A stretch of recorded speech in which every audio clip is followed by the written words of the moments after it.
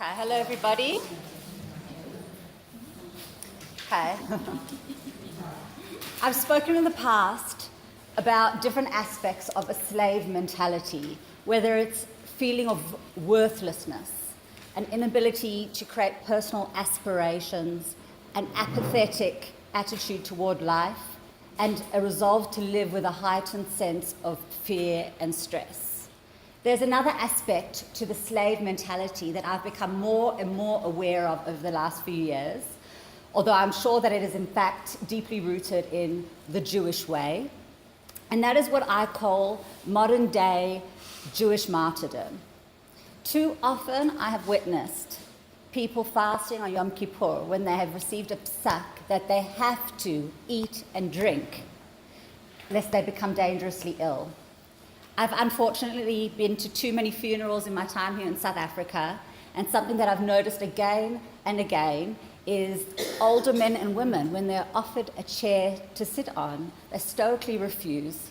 You offer them the shade of an umbrella, no, I'm fine. It's as if the act of standing on one's shaky legs honors the deceased. I remember when respected rabbis in Israel started to explain various halachot surrounding the actual Pesach cleaning that we need to do, showing us how you can Pesach clean in one day.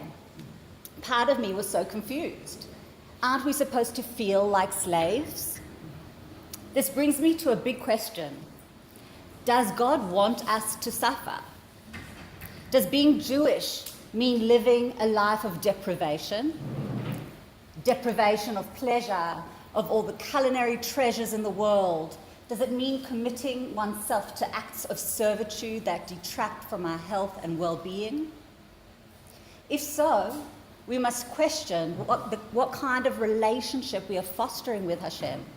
How do we perceive God? He must be more of a vicious, exacting God than a kind and merciful one. He must take pleasure in our salty tears and downtrodden attitude to life.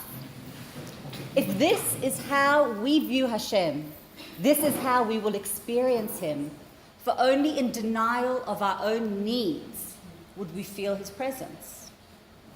In every relationship there must be rules, boundaries which protect the individual's basic rights, ensuring that a person is not harmed, and ways in which we respect each other's space. First come the do nots. Do not hurt.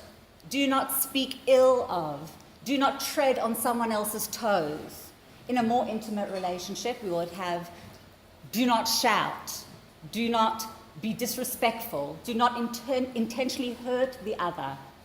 Do not look at another woman. Do not look at another man. Do not touch me. Do not speak to me. Do not, do not, do not. We women are incredibly faithful women. Isha ne'emenet, a trustworthy woman. We're entrusted with the task of keeping our intimate lives holy and pure, and we do this scrupulously. I've had many phone calls at different hours of the day asking me she'elot about nida. I saw this stain, I felt this sensation, am I in nida? Or it's taken me 12 days to get a hefsek tahara. Oh my goodness, why didn't you call me? No, I want to be 100% sure that it was absolutely okay. We are so good at the do nots. But once we go to the mikveh and all the many checks and the laws governing the behavior between husband and wife fall aside, then what? Firstly, Taharat HaMishpacha is one area in which the rabbis are told to be as lenient as possible. But let me try to understand something. If we are so stringent, so machmir in the do-nots, why are we not as machmir in the do's? To be in the loving embrace of our spouse, to seek him out in the middle of the night, to nurture our self-care and self-love, so that we begin to say, I want.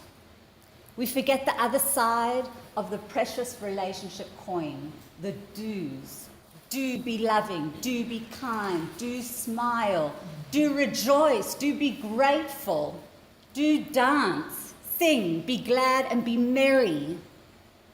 Gila, Rina, Ditza, Vechedva, Ava, V'achva, V'shalom, V're'ut.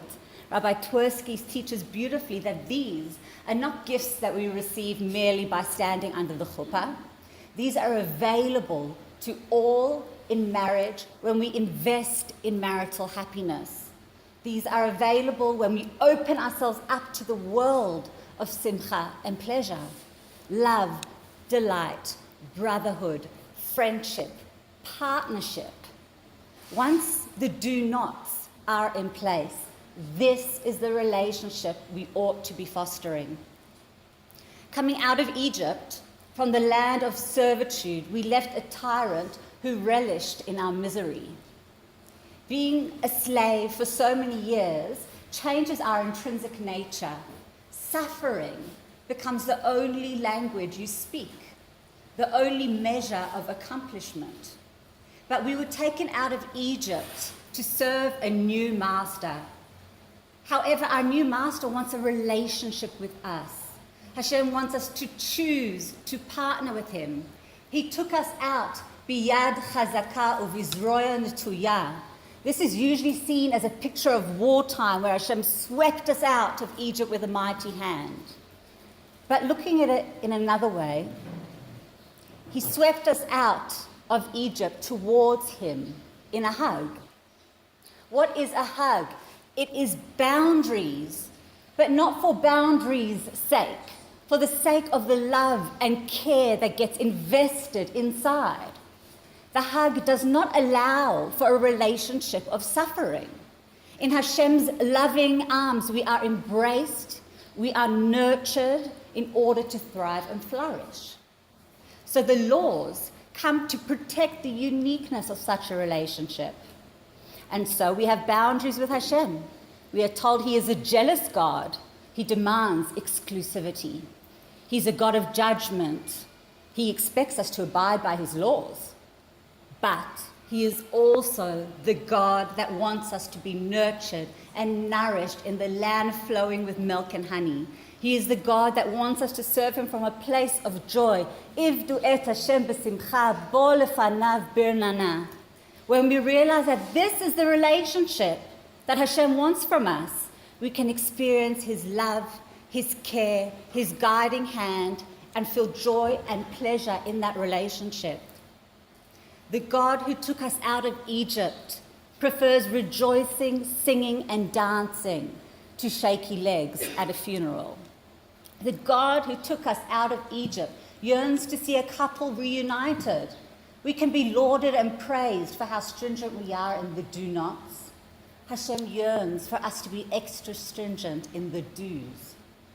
The God who took us out of Egypt would like to see us smile more often, feel gratitude and grace, to notice the warmth of the sun and the multicolored world that he fashioned for us, so that we may turn to him and sing, Shiur LaHashem Ki Ga'o Ga'a, Mi Kamocha Ba'elim Hashem, Mi Kamocha Ne'edav HaKodesh.